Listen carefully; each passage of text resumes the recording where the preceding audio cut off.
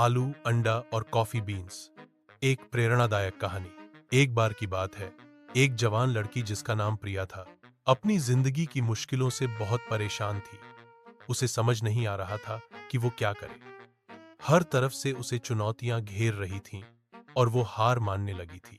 एक दिन प्रिया अपने दादाजी के पास गई और उन्हें अपनी सारी परेशानियां बताईं। दादाजी ने उसकी बात ध्यान से सुनी और मुस्कुराते हुए उसे रसोई में ले गए। उन्होंने 3 बर्तन लिए और तीनों में पानी भरा।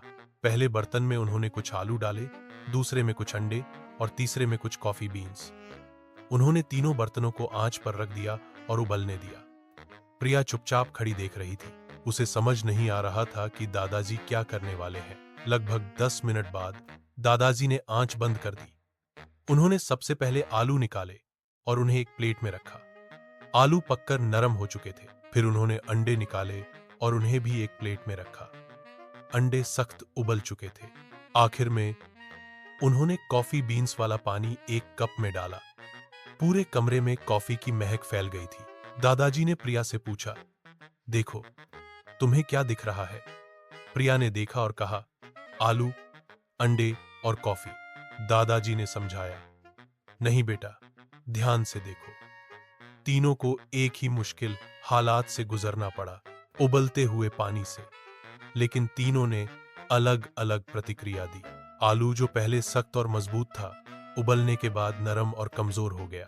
अंडा, जो पहले नाजुक था और आसानी से टूट सकता था, उबलने के बाद अंदर से सख्त हो गया। लेकिन कॉफी बीन्स सबसे अलग थे।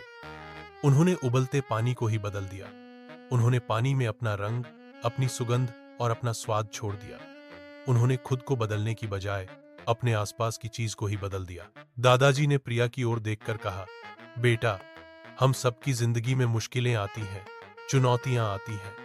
तुम आलू की तरह नरम होकर हार मान सकती हो, या अंडे की तरह सख्त होकर अंदर से कड़वी हो सकती हो, या फिर तुम कॉफी बीन्स की तरह बन सकती हो, जो मुश्किलों में भी अपने आस पास के माहौल को सकारात्मकता और खुशबू से भर दे।